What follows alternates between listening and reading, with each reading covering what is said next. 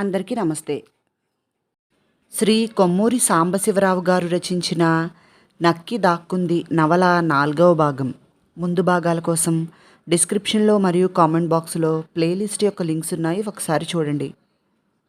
ఇక కథలోనికి వెళితే, చెప్పినట్లు చేస్తే నీకు ఏమీ హాని జరగదు, తిన్నగా పోనీ. వెనక సీటులో కూర్చుని ఉన్న సులోచన ఊపిరి బిగబట్టి వింటోంది వాళ్ళ సంభాషణ. డ్రైవర్ పక్కనున్న మనిషి యొక్క కంఠస్వరం గుర్తుకు వచ్చింది. హత్య చేయటానికి మద్రాసులో తనని ట్యాక్సీలో ఎక్కించుకున్న మనిషి అతను. వ్యాన్ డ్రైవరు పిస్తోల్ చూశాక నల్లతంబికి ఎదురు చెప్పలేక వ్యాన్ని తిన్నగా పోనిస్తున్నాడు. ఆ టెలిగ్రామ్ దొంగ టెలిగ్రామ్ అన్న మాట నువ్వే ఇచ్చావా? అడిగింది సులోచన. నల్లతంబి నవ్వుతూ, మద్రాసు నుంచి ఇచ్చాడు మా వాడు ఒకడు అన్నాడు. మమ్మల్ని ఎక్కడికి తీసుకెళ్తున్నావు? అడిగింది సులోచన. గుండె రాయి చేసుకుంది. భయం పోయింది. జరగబోయేదేదో జరిగి తీరుతుంది, తను ధైర్యంగా ఉండాలి. నల్లతంబి మళ్ళీ నవ్వాడు. గణేషన్ హత్య చేయటం నువ్వు చూసినా ఎవరికీ చెప్పి ఉండకూడదు. చెప్పినా కోర్టుకు వచ్చి సాక్ష్యమిచ్చి ఉండకూడదు. నీ సాక్ష్యం వల్లే అతనికి ఉరిశిక్ష పడ్డది. నువ్వు చెప్పింది నిజమే అయ్యుండవచ్చు, కానీ నన్ను చంపటం వల్ల వచ్చే లాభమేముంది? ఆ గణేషుణ్ణి వదలరు కదా. నిన్ను చంపటానికి వేరే కారణం ఉందిలే అని ఊరుకున్నాడు నల్లతంబి. ఎవరో అపరిచితుడు తనకి సిగరెట్ ఇచ్చి ఆ వేళ రేసులో గెలిచే గుర్రాల గురించి మాట్లాడగానే తను అతని వ్యాన్ ఎక్కించుకోవటం తప్పని గ్రహించిన డ్రైవర్ ఎలాగా సులోచనని ఆపదలోంచి తప్పించటం అని ఆలోచిస్తూ, ఇంకా ఎంత దూరం వెళ్ళాలి అని అడిగాడు. నేను చెప్పేంతవరకు నువ్వు డ్రైవ్ చేయి అన్నాడు నల్లతంబి. డ్రైవర్ స్పీడ్ బాగా హెచ్చించాడు. ఉన్నట్టుండి సడన్ బ్రేక్ వేశాడు. ఆ కుదుపుకి నల్లతంబి ముందుకు పడ్డాడు. డ్రైవర్ గేరు న్యూట్రల్లో వేసి నల్లతంబి చెయ్యి గట్టిగా పట్టుకున్నాడు. పిస్తోలు కోసం నల్లతంబితో పెనుగులాడుతూ, మీరు దిగి వెళ్ళిపోండి అని అరిచాడు. సులోచన వెనక తలుపు తెరుచుకుని రోడ్డు మీదకి దూకింది. 10 గజాలు పరిగెత్తి ఒక ఇంట్లోనికి దూరింది. ఎవరు ఎవరు అని అరిచాడు ఆ ఇంటి యజమాని. అతని భార్య పిల్లలు హాల్లోనికి పరిగెత్తుకుని వచ్చారు. ప్లీజ్ నన్ను దాక్కోనివ్వండి, నన్ను హత్య చేయటానికి వస్తున్నాడు అన్నది సులోచన దీనంగా. మిమ్మల్ని హత్య చేయటానికా? ఈ ఇంట్లోనికి ఎవడు వస్తాడో చూస్తానుగా అన్నాడు ఆ ఇంటి యజమాని. అంతలో ఢామ్ ఢామ్ అని పిస్తోలు పేలుడు వినిపించింది. ఆ ఇంటి యజమాని ముఖం పాలిపోయింది. సులోచన కథ హాస్టల్లో అందరికీ తెలిసిపోయింది. వ్యాన్ డ్రైవర్ ఆసుపత్రిలో ఉన్నాడు. సులోచన ఆసుపత్రికి వెళ్ళి అతన్ని చూసి వచ్చింది. తన ప్రాణం కాపాడేందుకు తీవ్రంగా గాయపడ్డాడు. డ్రైవర్ నల్లతంబితో కలియబడిన తర్వాత ఏదో కారు వచ్చి వ్యాన్ పక్కనే ఆగింది. సరిగ్గా ఆ సమయానికే నల్లతంబి చేతిలో పిస్తోలు పేలింది. డ్రైవర్ భుజంలోనూ అరచేతిలోనూ గుళ్ళు గుచ్చుకున్నాయి. నల్లతంబి మీద నుంచి డ్రైవర్ పట్టు సడలిపోయింది. వెంటనే నల్లతంబి వ్యాన్ దిగి పక్కనే ఆగి ఉన్న కారు ఎక్కి వెళ్ళిపోయాడు. ఆ వచ్చిన కారు నెంబరు ఎవ్వరూ చూడలేదు. బెంగళూరు పోలీసులు ఆ కారు కోసం, ఆ కారులోని వాళ్ల కోసం పట్నమంతా గాలిస్తున్నారు. సులోచన గురించి, సులోచన కథ గురించి పత్రికలు వార్తలు ప్రకటించాయి. హాస్టల్లో ఉన్న ఆడవాళ్లు ఒక్కొక్కరే వచ్చి సులోచనని చూసి వెళుతున్నారు. కొందరు సలహాలిచ్చారు. నీకు రక్షణ ఇవ్వటం పోలీసుల బాధ్యత, అడుగు అని సలహా ఇచ్చారు కొందరు. దూరదేశానికి ఎక్కడికైనా పారిపోమ్మని చెప్పారు ఇంకొందరు. అజ్ఞాతంగా ఉండేందుకు తన బెంగళూరు వచ్చింది, కానీ ఇప్పుడు తన విషయం బయటపడిపోయింది. సులోచన, హాయిగా ఎవరినైనా చూసి పెళ్లి చేసుకోరాదు, నిన్ను కాపాడే బాధ్యత అతనిదైపోతుంది అన్నది విమల. ఆ మాట సులోచన మెదడులో నాటుకుంది. 24 గంటలు ఆ ఆలోచనే మెదడులో పనిచేస్తుంది. చివరికి ఆ ఆలోచనే బావుందని నిశ్చయించుకుంది.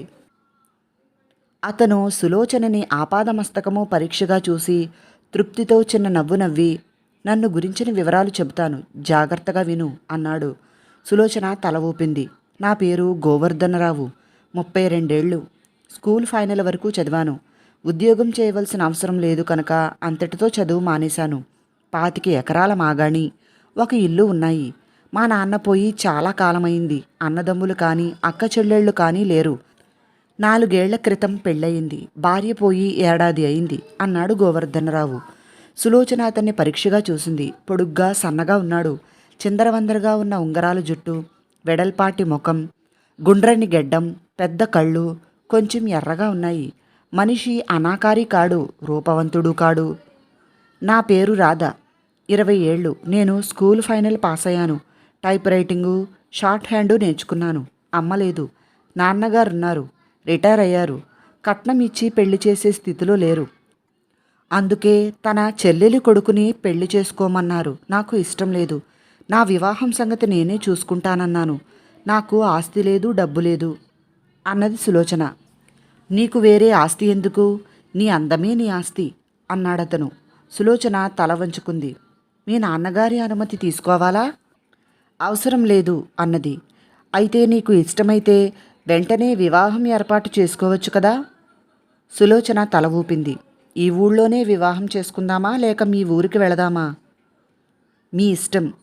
ఆల్ రైట్, ఆలోచించి రేపు చెబుతాను అని నవ్వి, వివాహ విషయం కాదు, అది సెటిల్ అయిపోయింది. ఎక్కడ ఎప్పుడు వివాహం చేసుకునేది రేపు చెబుతాను అని అతను వెళ్ళిపోయాడు. అతను వెళ్ళిపోగానే సులోచన కాగితం కలం పుచ్చుకుని కూర్చున్నది.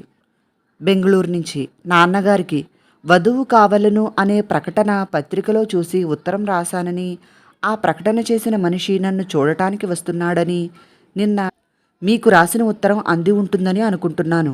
ఆయన ఈవేళ వచ్చారు. రూపవంతుడు కాదు, కానీ అనాకారి కూడా కాదు. 25 ఎకరాల మాగాణి, ఒక ఇల్లు ఉన్నాయట. తల్లిదండ్రులు, అక్క చెల్లెళ్ళు, అన్నతమ్ములు ఎవ్వరూ లేరట. మొదటి భార్య పోయి సంవత్సరం అయిందట. నన్ను వివాహం చేసుకోవటానికి ఇష్టపడ్డారు ఆయన. నేను సమ్మతించి వివాహం ఏర్పాట్లు చేయమని చెప్పాను. నువ్వు లేకుండా వివాహం జరుగుతున్నందుకు చాలా విచారంగా ఉంది. కానీ గుట్టు చప్పుడు కాకుండా పెళ్లి చేసుకుని మారుమూల ఉన్న పల్లెటూరికి వెళ్ళిపోవటమే మంచిది. ఆయన ఊరు మైసూరుకి 150 మైళ్ళ దూరాన ఉన్న సిరిమంగళం. చిన్న పల్లెటూరు. రైల్వే స్టేషన్ కూడా లేదు. బస్సు ఉంది. పెళ్లి కాగానే నేను ఆయనతో వెళ్ళిపోతాను. గణేషన్ గొడవ సమసిపోయాక నువ్వు వచ్చి నన్ను చూద్దువు గాని అంతవరకు నన్ను గురించి ఎవరికీ చెప్పకు. నాకు ఉత్తరాలు రాయకు. పెళ్లి చేసుకున్నానని ఎవరితోని చెప్పకు.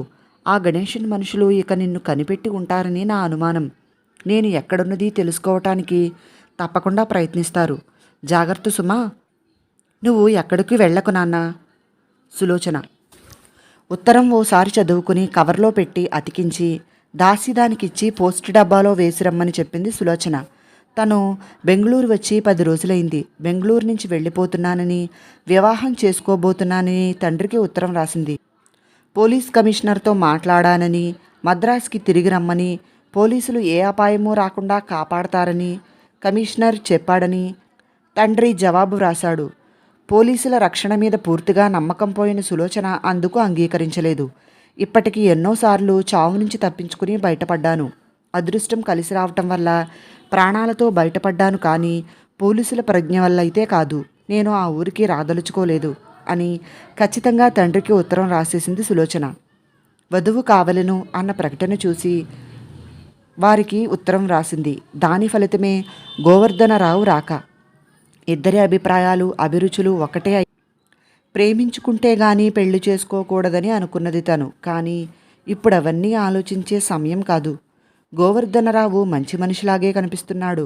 బెంగళూరుకి ఎందుకు వచ్చావు, ఇక్కడ ఏం చేస్తున్నావు అని ఇబ్బంది పెట్టే ప్రశ్నలు ఏమీ అడగలేదు. అతనితో అబద్ధాలు చెప్పింది తను.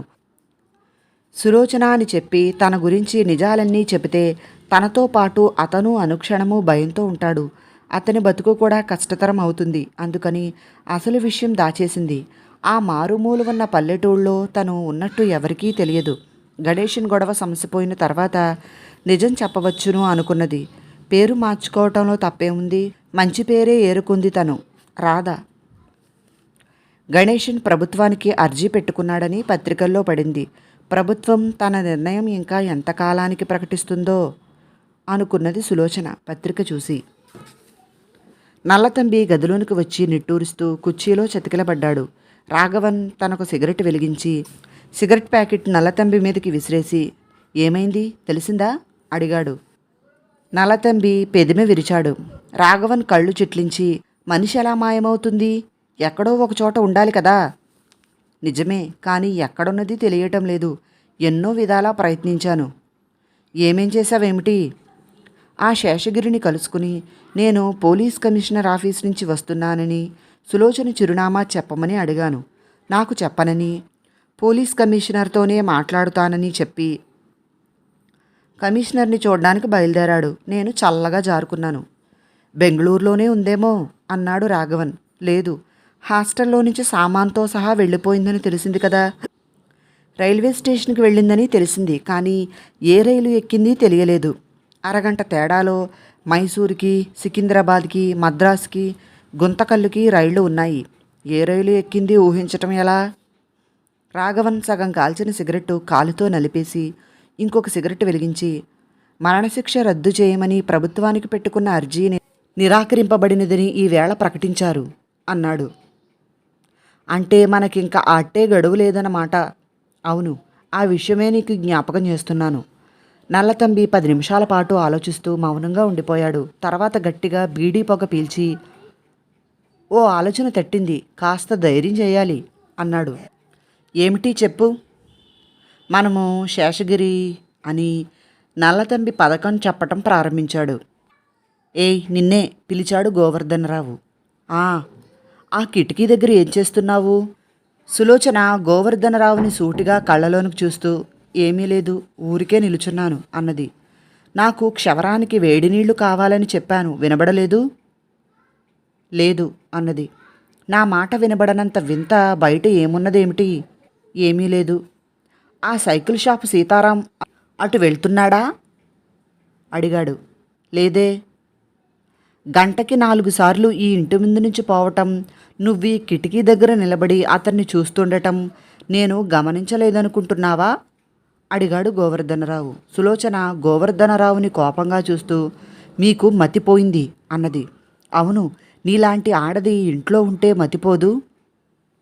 నేను చేసిన తప్పేమిటి అడిగింది సులోచన నీరసంగా. ఆ సైకిల్ షాప్ సీతారాం. ఊరుకోండి, మీ పాదాలు పట్టుకుని వేడుకుంటాను. అటువంటి నీచపు మాటలు అనకండి. తోచక కిటికీ దగ్గర నిల్చుంటున్నాను. వద్దంటే మానేస్తాను. నేనెవ్వరినీ చూడటం లేదు. నీ కళ్ళబొల్లి కబుర్లు నేను నమ్మకేం. నిన్న రాత్రి వేరే గదిలో పడుకుని తలుపు ఎందుకు గడియ వేసుకున్నావు అడిగాడు గోవర్ధనరావు. మీరు తప్ప తాగి ఇంటికి వచ్చారు కనుక. తాగితే నిన్నేం చేశానేమిటి? నాకు ఆ వాసన గిట్టదు. వాసన గిట్టకపోతే నా వైపు వీపు తిప్పి పడుకోవచ్చును కదా. వేరే గదిలోనికి పోయి తలుపు ఎందుకు గడియ పెట్టావు చెప్పు, నిజం చెప్పు. సులోచన గోవర్ధనరావుని అసహ్యంతో చూసింది. చెప్పటానికి అసహ్యం వేస్తుంది. ఏం చేసింది మీకు తెలియకపోతే చెప్పి ప్రయోజనం ఏమిటి? ఇదిగో మాట, ఇలారా. సులోచన అతని దగ్గరికి జరిగింది. ఫెళ్ళుమని చెంప మీద కొట్టాడు. నేనేం చేశానో చెప్పు. ఏం చేసినా నీ మొగుడిని కదిటే ఎక్కడికి పారిపోతావు అని అరిచాడు. సులోచన రాతి బొమ్మలా నిలబడింది. కళ్ళల్లో నీళ్లు నిండాయి. ఎవరో అపరిచితుడిని, అతని అలవాట్లు, అతని అభిరుచులు, అతని నైజం, అతని పుట్టు పూర్వోత్తరాలు తెలియకుండా పెళ్లి చేసుకున్నందుకు తగిన శాస్తి జరుగుతుంది. పెళ్ళయి వారం రోజులైంది. తను ఆ ఇంటికి వచ్చి 6 రోజులైంది. ఆ 6 రోజుల్లో భర్త చూపిన ప్రేమాదరణలు ఇలా ఉన్నాయి. అతనికి అసలు ఆడవాళ్లంటేనే గిట్టదులా ఉంది. అన్నీ అనుమానాలే. చటుక్కున సులోచనని ఒళ్ళోనికి లాక్కుని గట్టిగా ముద్దు పెట్టుకుంటూ, చూడు రాధా, నువ్వు చాలా అందమైన దానివి. నీ అందాన్ని చూస్తుంటే అలాంటి అనుమానాలు కలుగుతున్నాయి అన్నాడు గోవర్ధనరావు ఆవేశంతో. సులోచనకి నవ్వాలో ఏడవాలో తెలియటం లేదు. తనలోని నిజాయితీయే తనకి శత్రువయ్యి జీవితం దుర్భరమయ్యింది. ఇప్పుడు తన అందం తన శత్రువు అవుతుంది. సులోచన అతని తల నిమురుతూ, అలాంటి పిచ్చి పిచ్చి అనుమానాలతో ఇద్దరి జీవితాలు దుఃఖమయం చేస్తున్నారు ఎందుకు చెప్పండి అన్నది జాలిగా. 4 రోడ్లు కలిసే చోటును ఆ ఊళ్ళో వాళ్ళు మూల రోడ్డు అంటారు.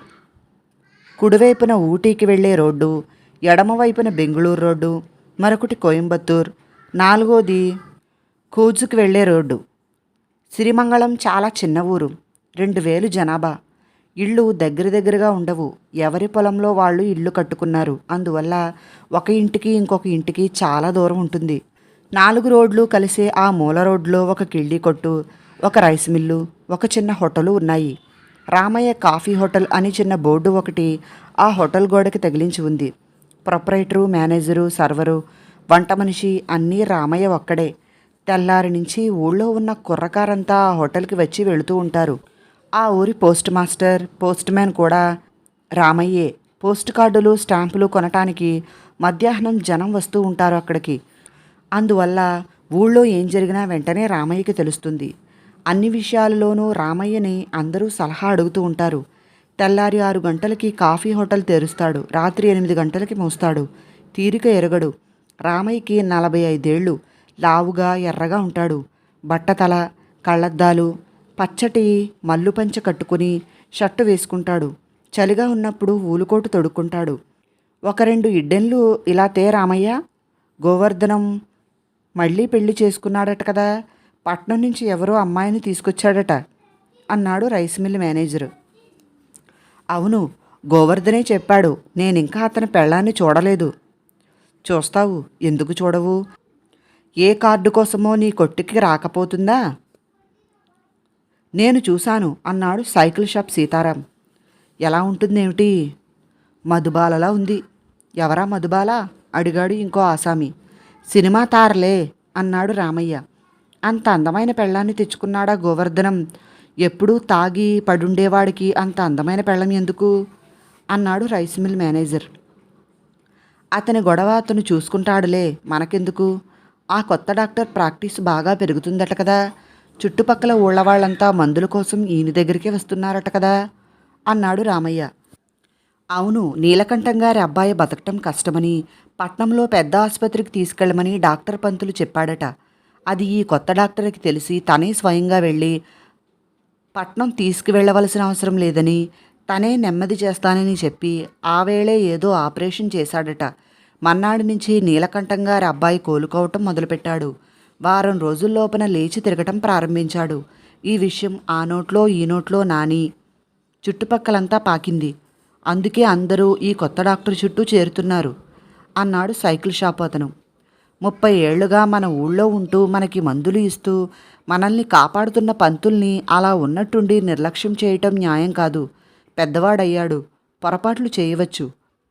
అంత మాత్రాన ఎక్కడి నుంచో వచ్చిన ఈ కుర్ర డాక్టర్ చుట్టూ చేరటం పంతులకి అపచారం చేయటం అని తీర్పు చెప్పాడు రామయ్య. ఎక్కడి నుంచో రావటం ఏమిటి? శ్రీకాంత్ రాజశేఖరం గారి దూరపు బంధువట. ఆయనకి తనొక్కడే వారసుడట. ఆయనకున్న 4 ఎకరాలు ఇల్లు ఈ డాక్టర్ శ్రీకాంత్ పేరున వ్రాసేశాడట. అందుకే ఈ ఊరు వచ్చాడు అన్నాడు రైస్ మిల్ మేనేజర్. అది కాదయ్యా, ఏదో మర్మం లేకపోతే అంత పెద్ద చదువు చదివిన డాక్టర్ శ్రీకాంత్ ఈ పల్లెటూరుకి వచ్చి ప్రాక్టీస్ ఎందుకు పెడతాడు చెప్పు? పట్నంలో ఎవరి ప్రాణమో బలితీసి ఉంటాడు. అందువల్ల అక్కడ పరపతి పోయి ఈ మారుమూల పల్లెటూరుకి వచ్చి ఉంటాడు అని రామయ్య తెలివిగా చెప్పానని అందరినీ ఓరకంట చూసి వెంటనే ఉష్, డాక్టర్ శ్రీకాంత్ వస్తున్నాడు అన్నాడు పెదిమిల మీద వేలు పెట్టుకుని. ఏవండి డాక్టర్ గారు, కాఫీ కావాలా అడిగాడు రామయ్య డాక్టర్ హోటల్లోనికి రాగానే. నాకేమైనా ఉత్తరాలు వచ్చాయేమోనని వచ్చాను అన్నాడు డాక్టర్. పొద్దున్న బట్వాడాలో ఏమీ రాలేదు. కాఫీ తాగి వెళ్ళండి. ఆహాహా, వద్దు. వద్దంటే ఎలా అంటూ రామయ్య కాఫీ కలపడం ప్రారంభించాడు. పోస్టాఫీస్ ఇదేనా అన్న మాట వినిపించి అందరూ తలుపు వైపు తలలు తిప్పారు. అవును, ఇదే అన్నాడు శ్రీకాంత్. నాకు ఒక కవరు కావాలి అన్నది సులోచన తలుపు దగ్గరే నిలుచుని. హోటల్లో జనం గుసగుసలు ప్రారంభించారు. ఆమె గోవర్ధనం కొత్త పెళ్ళాం అని అందరి చెవుల్లో ఊదేశాడు సైకిల్ షాప్ సీతారాం. కళ్ళు అప్పచెప్పి నోళ్లు తెరుచుకుని చూశారు అందరూ. ఈవిడ నిలుచుని ఉన్నారు. త్వరగా కవరు ఇచ్చి పంపవయ్యా రామయ్య, నాకు కాఫీ తర్వాత ఇద్దువుగాని అన్నాడు డాక్టర్ శ్రీకాంత్. సులోచన డాక్టర్ శ్రీకాంత్ని చూసింది. అతను ఆమె కళ్ళల్లోనికి చూశాడు. ఇద్దరిలోనూ ఏదో విచిత్రమైన అనుభవం కలిగింది. గుండెల్లో దాగి ఉన్నదేదో కదిలినట్లయింది. రామయ్య కవరు తెచ్చి సులోచనకి ఇచ్చాడు. సులోచన ₹1 బిళ్ళ ఇవ్వగానే అతను గళ్ళాపెట్టె దగ్గరికి వెళ్ళాడు. శ్రీకాంత్ సులోచనని పరీక్షగా చూస్తున్నాడు.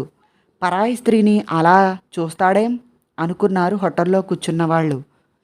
ఇదిగోనమ్మా చిల్లర డబ్బులు అన్నాడు రామయ్య. సులోచన చెయ్యి జాపి చిల్లర అందుకుంటూ అమాంతం నేల మీద కుప్పగా పడిపోయింది. అయ్యో పాపం, పడిపోయింది అన్నాడు రైస్ మిల్ మేనేజరు. ఏమిటేమిటి అన్నాడు రామయ్య. శ్రీకాంత్ మోకాళ్ళ మీద వంగి ఆమె చెయ్యి పట్టుకుని పరీక్ష చేశాడు. ప్రమాదమేమీ లేదు, నీరసం వల్ల పడిపోయింది. రామయ్య, కాఫీ తీసుకునిరా అన్నాడు శ్రీకాంత్. బల్లల ముందు కూర్చున్న వాళ్ళంతా లేచి సులోచన పడున్న చోటుకి వచ్చి గుంపుగూడారు. దయచేసి అలా చుట్టూ చేరకండి, పేషెంట్కి గాలి కావాలి అన్నాడు శ్రీకాంత్. అందరూ దూరంగా జరిగిపోయారు. శ్రీకాంత్ సంచి తెరిచి సిరింజి తీసి మందు ఎక్కించి సులోచనకి ఇంజెక్షన్ ఇచ్చాడు. తర్వాత నెమ్మదిగా 4-5 చెంచాల కాఫీ ఆమె నోట్లో పోశాడు. సులోచన కళ్ళు తెరిచి లేచి కూర్చోబోయింది. 5 నిమిషాలు పడుకోండి, తర్వాత లేవవచ్చు అన్నాడు డాక్టర్. డాక్టర్ చెప్పిన ప్రకారం 5 నిమిషాలు కళ్ళు మూసుకుని పడుకుని తర్వాత నెమ్మదిగా లేచి నిలబడ్డది సులోచన. శ్రీకాంత్ కింద పడిన చిల్లర డబ్బులు ఏరి కవర్తో సహా ఆమెకిచ్చాడు. చాలా థ్యాంక్స్ అని చెయ్యి చూసుకుని బల్ల మీద ఉన్న ఇంజెక్షన్ సీసా, డిజిటల్ వాటర్ సీసా చూసి చిన్నగా నవ్వి, నాకు ఇంజెక్షన్ ఇచ్చినట్లున్నారే అన్నది సులోచన. శ్రీకాంత్ తల ఊపి, రండి, నేను మీ ఇంటి వైపే వెళుతున్నాను అన్నాడు. డాక్టర్, మీరు కాఫీ తాగకుండా వెళుతున్నారు అరిచాడు రామయ్య. నాకు కాఫీ వద్దని చెప్పాను కదా అన్నాడు శ్రీకాంత్. శ్రీకాంత్ సులోచన బయటికి వెళ్ళిపోగానే అందరూ ఒకరి మొహాలు ఒకరు చూసుకున్నారు. దీర్ఘమైన చర్చ ప్రారంభమైంది.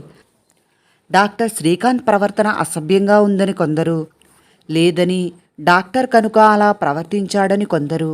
2 వర్గాలు తయారయ్యాయి.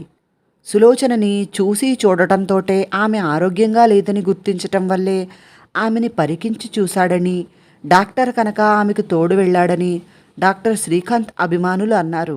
పరాయి ఆడదాన్ని కళ్ళప్పగించి అలా చూడటం తప్పని, సులోచన అందం చూసి ముగ్ధుడయ్యి ఇంజెక్షన్కి డబ్బులు కూడా అడగలేదని, కుక్క పిల్లలా ఆమె వెంట పడిపోయాడని, ఈ విషయం గోవర్ధనంకి తెలిస్తే శ్రీకాంత్ తోలు వలుస్తాడని కొందరన్నారు. రామయ్య మాత్రం ఆ చర్చలో పాల్గొనలేదు. దీర్ఘమైన ఆలోచనలో మునిగి ఉన్నాడు. శేషగిరి కూతురి దగ్గర నుంచి వచ్చిన ఉత్తరం మరొకసారి చదివి పరుపు కింద దాచి దీపం ఆర్పాడు. తను కులాసాగానే ఉన్నానని, బెంగపడవద్దని 2 వాక్యాలు రాసింది సులోచన. దాంపత్య జీవితం ఎలా ఉన్నది, భర్త తనని ఎలా ఆదరిస్తున్నది వివరంగా వ్రాస్తుందని ఆశించిన శేషగిరికి ఆ ఉత్తరం చాలా ఆశాభంగం కలిగించింది. పెళ్ళైన 15 రోజుల తర్వాత వ్రాసిన మొదటి ఉత్తరం అది. భర్తని గురించి ఒక్క మాట కూడా రాయలేదు. శేషగిరి ఆలోచిస్తూ పడుకున్నాడు. ఒక్కసారి వెళ్ళి చూసి వద్దామా అనుకున్నాడు. కానీ గణేశన్ని ఉరి తీసేంతవరకు రావద్దని సులోచన వ్రాసింది. అది జ్ఞాపకం ఉంది. అనవసరంగా కోర్టుకెక్కి సాక్ష్యమిచ్చి ఇంత కష్టాల పాలైంది నా బిడ్డ అనుకున్నాడు. ఎక్కడో దూరంగా గడియారం 12 గంటలు కొట్టింది. గదిలో ఏదో చప్పుడైనట్లు చటుక్కున లేచి కూర్చున్నాడు శేషగిరి. ఎవరో కదులుతున్నట్లనిపించింది. ఎవరు? కేకేశాడు. వెంటనే అతని నోటి మీదకి ఒక చెయ్యి వచ్చి అదిమి పెట్టింది. శేషగిరి గిలగిలా తన్నుకున్నాడు. 2 చేతులు పైకి ఎత్తి తన నోటి మీది చేతులు లాగేయటానికి ప్రయత్నించాడు. కానీ ప్రయోజనం లేకపోయింది. బలమైన 2 చేతులు తన చేతులు పట్టుకుని వెనక్కి లాగేశాయి. నోట్లో గుడ్డలు కుక్కుతున్నారు. 2 చేతులు తాళతో కట్టేస్తున్నారు. ఎవరు వీళ్ళు? తనని ఎందుకు హింసిస్తున్నారు? అంతా చీకటి, ఆకారాలు తప్ప ఇంకేమీ కనిపించటం లేదు. అంతలో దీపం వెలిగింది. తన ఎదురుగా నిలుచుని ఉన్న ఇద్దరినీ పరీక్షగా చూశాడు శేషగిరి. ఎవరు మీరు అని అడగాలనిపించింది. కానీ నోటి వెంట మాట రావటం లేదు. ఇద్దరూ క్రూరంగా ఉన్నారు. పోలీసులకు చెప్పేందుకు వాళ్ళ మొహాలను బాగా గుర్తుపెట్టుకున్నాడు శేషగిరి. ఏయ్, నీ కూతురు ఎక్కడుందో చెబుతావా అడిగాడు ఒకతను. అతనే రాఘవన్. శేషగిరి మాట్లాడలేదు. మాట్లాడడానికి వీలేలేదు. చెబుతావా చెప్పవా నల్లతంబి హోంకరించాడు. చెప్పనని శేషగిరి తల విదిలించాడు. కాలితో శేషగిరిని డొక్కలో ఒక తన్ను తన్నాడు రాఘవన్. జేబులోంచి బ్లేడు తీసి పట్టుకుని, చెబుతావా చెప్పవా అడిగాడు నల్లతంబి. శేషగిరి కళ్ళు తెరిచి బ్లేడు వంక చూస్తూ తల విదిలించాడు. బ్లేడుతో శేషగిరి చెంప మీద 1 అంగుళం మేర కోసేశాడు నల్లతంబి. రక్తం చిమ్మింది. శేషగిరి చెంప మీద నుంచి మెడ మీదికి ధారగా కారడం ప్రారంభించింది. చెబుతావా గొంతు కొయ్యనా అడిగాడు రాఘవన్. శేషగిరి తల ఊపాడు. నల్లతంబి శేషగిరి నోట్లో కుక్కిన గుడ్డలు లాగేశాడు. వెంటనే శేషగిరి కేక వేయటానికి ప్రయత్నించాడు. కానీ అతని కంఠంలోంచి కేక బయటికి రాలేదు. ఆలోగా రాఘవన్ శేషగిరి గొంతు తన 2 చేతులతో పట్టుకుని నలపటం ప్రారంభించాడు. అరుస్తావా ముసలి విధవా, నీకెంత పొగర్రా? వెర్రి కోపంతో రాఘవన్ మరింత గట్టిగా గొంతు నొక్కాడు. శేషగిరి కళ్ళు వెళ్లుకు వస్తున్నాయి. వెనక నిలుచుని ఉన్న నల్లతంబి శేషగిరి వీపు మీద ఒక తన్ను తన్నాడు. ఆ తన్నుకి శేషగిరి ముందుకు వంగాడు. తన పట్టు వదిలించుకునేందుకు ప్రయత్నిస్తున్నాడనుకుని రాఘవన్ మరింత గట్టిగా అతని మెడ నలపటం ప్రారంభించాడు. శేషగిరి తల వాల్చేశాడు. అరెరే చచ్చిపోయాడు అన్నాడు రాఘవన్ భయంతో. మెడ నలిపితే చావడు, చస్తే చచ్చాడు, కానీ త్వరగా ఇక్కడి నుంచి వెళ్ళిపోదాం. నల్లతంబి రాఘవన్కి ధైర్యం చెప్పాడు. ఇద్దరూ గబగబా గదంతా వెతకటం ప్రారంభించారు. పరుపు కింద గిరి దాచిన ఉత్తరం కనిపించింది. ఇదిగో అది రాసిన ఉత్తరం. అడ్రస్ చూడు. ఓసి దీని తెలివి చూడు. ఊరి పేరు మాత్రం ఉంది, అడ్రస్ లేదు. పేరు కూడా మార్చుకున్నదేమో. అవును, రాధా అని మార్చుకున్నది. ఏ ఊరు అడిగాడు నల్లతంబి. సిరిమంగళం. సరే, ఆ ఉత్తరం తీసుకో, త్వరగా ఇక్కడి నుంచి వెళ్ళిపోదాం. కథ కొనసాగుతుంది. తర్వాత ఏం జరిగిందో వచ్చే భాగంలో తెలుసుకుందాం. విన్నందుకు అందరికీ చాలా చాలా థ్యాంక్స్. నచ్చితే వీడియోని లైక్ చేసి నా ఛానల్ను సబ్స్క్రైబ్ చేసుకోండి ప్లీజ్. మరిన్ని కథలు నవలల కోసం డిస్క్రిప్షన్లో మరియు కామెంట్ బాక్స్లో ప్లేలిస్ట్ యొక్క లింక్స్ ఉన్నాయి, ఒకసారి చూడండి. ధన్యవాదములు. మీ ప్రసన్న.